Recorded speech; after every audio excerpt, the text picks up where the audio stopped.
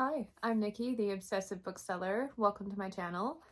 Today, I'd like to review Lost in the Moment and Found by Seanan McGuire. It's book 8 in the Wayward Children series. These books follow a pattern and they're usually split into two parts.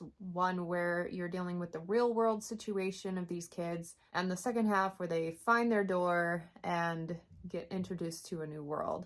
And there are a couple of books where I really liked one half of it but didn't like the other. There have only been one or two books in the series so far where both elements came together brilliant for me.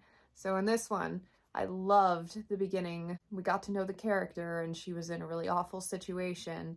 And then simultaneously, through her door where we got to explore, it was such a cool place. One of the most creative things that I've seen, and I'm really hoping that we get a chance to go back to it in future books. One thing I love about Seanan McGuire and really appreciate about her is her creativity and ability to really think outside the box. Her world building and the atmosphere she creates is so uniquely her. And side note, it's the reason I'm continuing on in the October Day series, even though I don't really like the main character, because I want more of that world building. She does it so well. Anyway, the first half of this book, probably the most emotionally evoking story I've read so far in this series, and there have been some really good ones. This one, the author even put kind of like a author's note at the beginning, warning you about the types of triggering things that she was going to be writing about. Normally, I don't like anything that will indicate spoilers and what kind of things to expect from the books. I don't even read the backs of my books typically.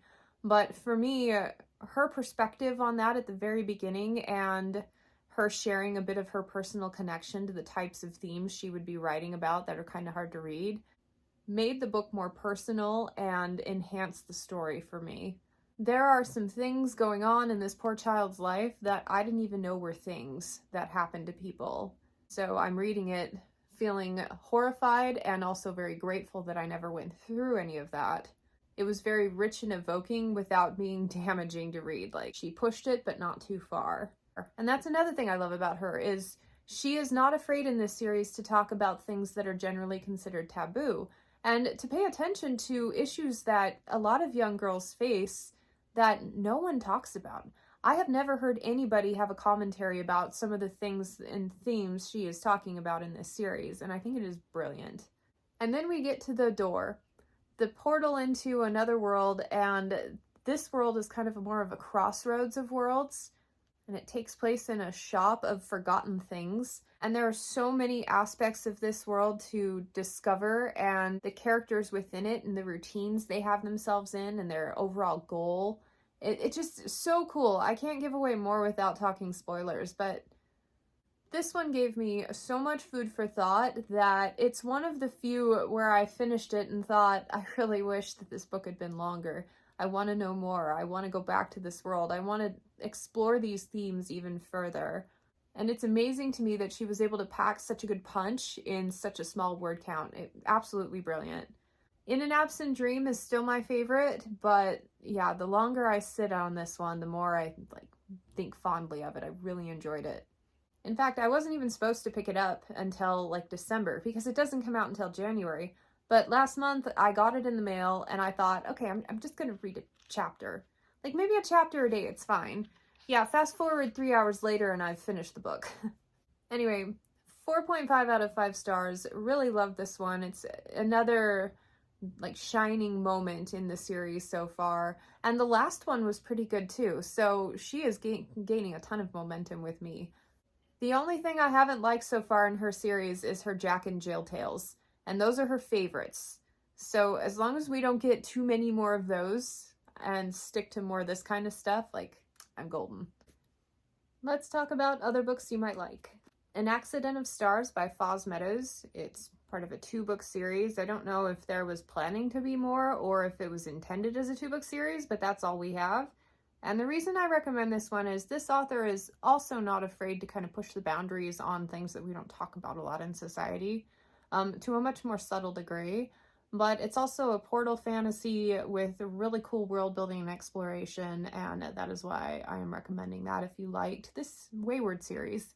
So because this particular story has a shop of lost things, lost and found things, I've kind of picked books where I felt like it had similar elements of similar vibes. I don't know. And so I grabbed First Truth by Dawn Cook, first book in a 4-book Truth series, and Dawn Cook is a pen name for Kim Harrison, and I loved it. Much more slowly paced, not as many like really poignant themes. It's pretty straightforward, but the atmosphere of this girl in the shop reminded me of the atmosphere of this girl in this castle and kind of the discovery process that involves. So that is why I am recommending this one. The new covers for these are absolutely hideous, so glad I have an old one. Clean Sweep by Alona Andrews, book 1 in the Innkeeper series. The premise of this one is this inn is kind of a multi-dimensional hub.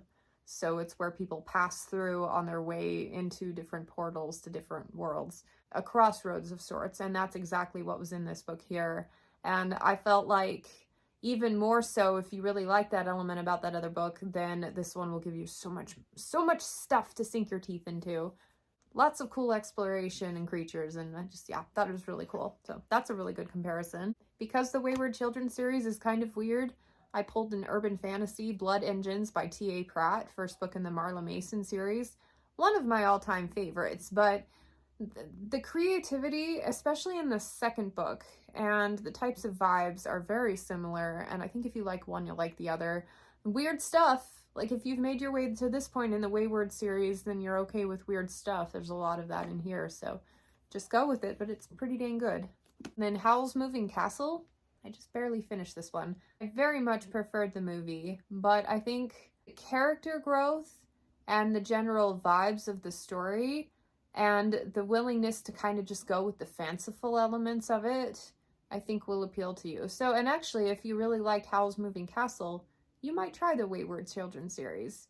The Wayward is a lot darker, but no less fantastical in the world building.